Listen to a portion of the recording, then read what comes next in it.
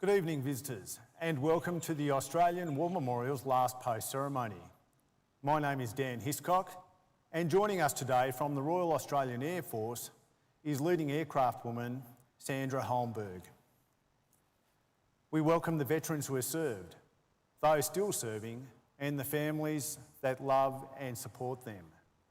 The live stream of this ceremony is made possible by the Return and Services League of Australia and the RSL and Service Clubs Association, and we welcome members who are watching the broadcast of this ceremony across Australia. During this evening's ceremony, wreaths will be laid at the base of the Pool of Reflection by visitors to the memorial. If you're able, I invite you to please stand and join in singing the National Anthem.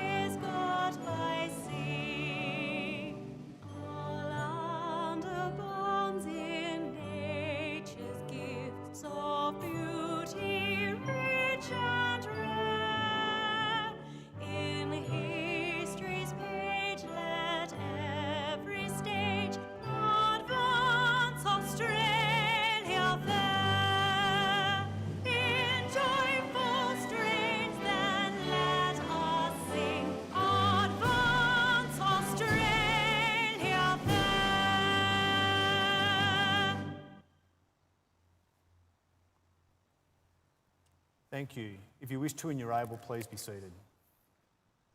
The Australian War Memorial was the vision of Charles Bean, Australia's First World War official historian. Bean landed with the Australian troops on Gallipoli and stayed with them at the front through to the end of the war.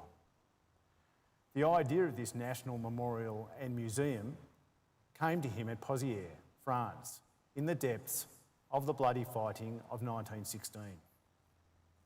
Bean's idea was that this would be a place where families and friends could mourn loved ones buried in faraway places. It would also be a place that could help all Australians understand what these men and women had endured and what they had done for us. Bean's vision, to which we remain true, is best expressed as inscribed in the entrance to the memorial's galleries. Here is their spirit in the heart of the land they loved, and here we guard the record which they themselves made. Tonight, we will read the story behind just one of those on the Roll of Honour, which lists the names of more than 103,000 men and women who have given their lives for us in war and on operations for more than a century. But first we present a lament, Flowers of the Forest. Wreaths or floral tributes will now be laid at the base of the Pool of Reflection.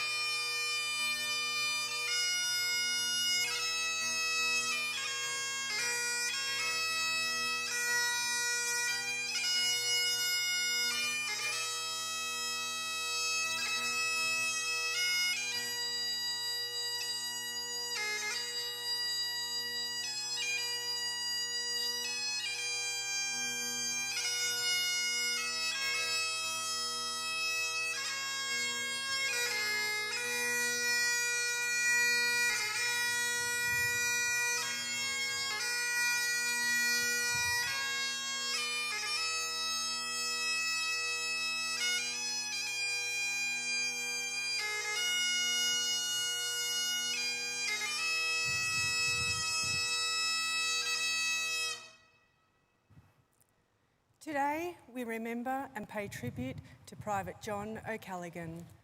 John O'Callaghan, known to his family as Jack, was born on the 21st of January 1893 in Townsville, Queensland.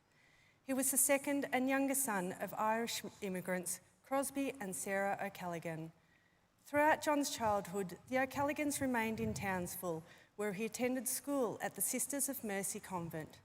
After finishing school, Jack began working as a drover and a prison warder in Townsville. On the 8th of August 1914, shortly after the declaration of the First World War, Jack O'Callaghan left Queensland for Thursday Island, where he was put on the island's war station for garrison duty. 6 days later, on the 14th of August, he enlisted for service outside Australia. On the 16th of August, O'Callaghan joined the troop ship Canberra to take part in the capture of German New Guinea by the Australian Naval and Military Expeditionary Force, or the ANMEF. Canberra sailed to Port Moresby, where it joined the other Australian troop ships in preparing for the next stage of the expedition. This special combined force was raised to destroy German radio stations on the German New Guinea and to occupy the colony to remove German influence from the region. O'Callaghan was officially taken on strength of the ANMEF on the 6th of September 1914. The next day, the Joint Task Force, comprising more than 2,000 of all ranks, sailed from Port Moresby towards German New Guinea. After several hours, Canberra slowed and hoisted a signal indicating the vessel was out of control. The stokers aboard the ship, who were all merchant seamen rather than enlisted sailors, had refused to stoke the ship, bringing it to a standstill. Although the troops on the ship quickly took the place of the striking seamen, the decision was made to return the Canberra to Townsville.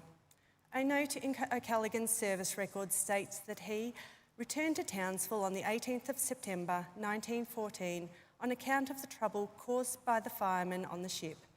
He did not participate in the capture of German New Guinea.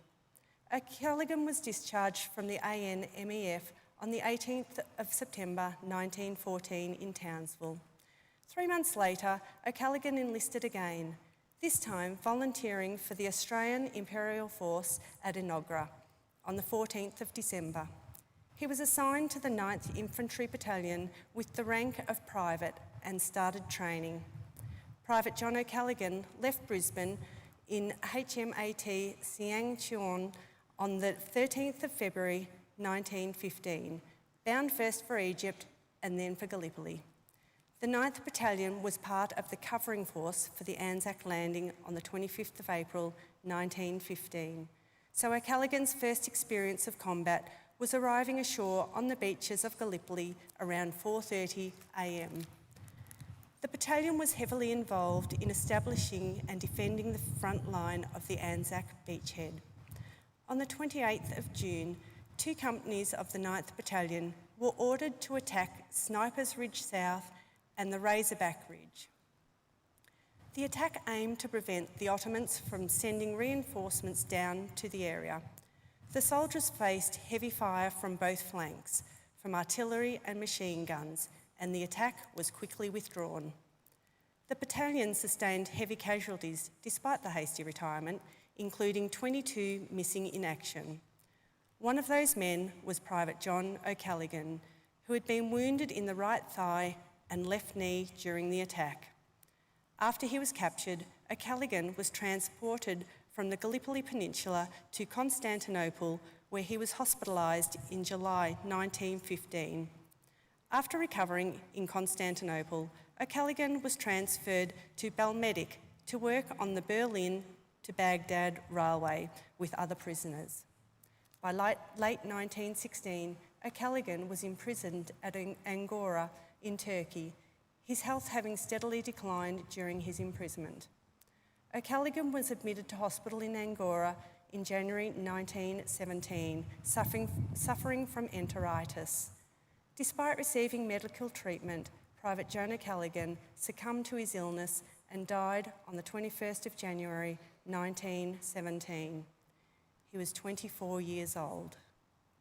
John O'Callaghan was buried in the Armenian cemetery in Angora in the unmarked grave. In 1929, his remains were exhumed and interred in the Baghdad Northgate War Cemetery.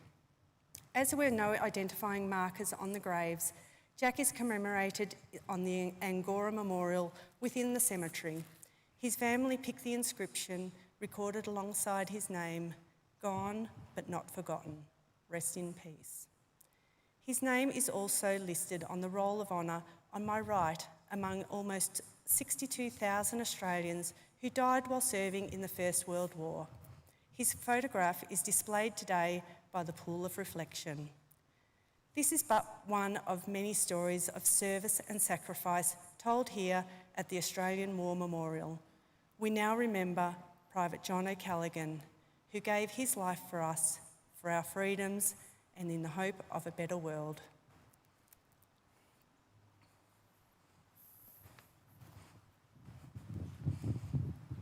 Would you please stand for the reading of the ode and sounding of the last post?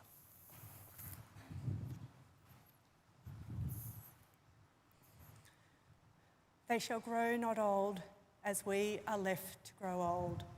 Age will not weary them, nor years condemn. At the going down of the sun and in the morning, we will remember. We will remember them.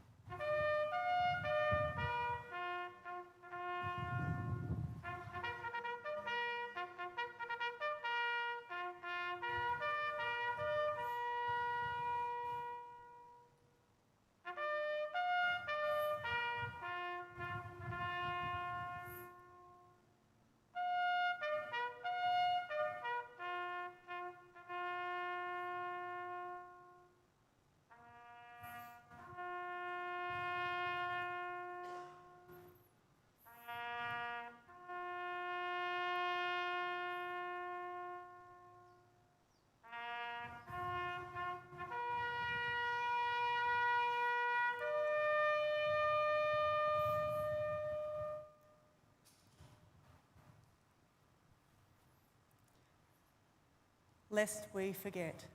Lest we forget.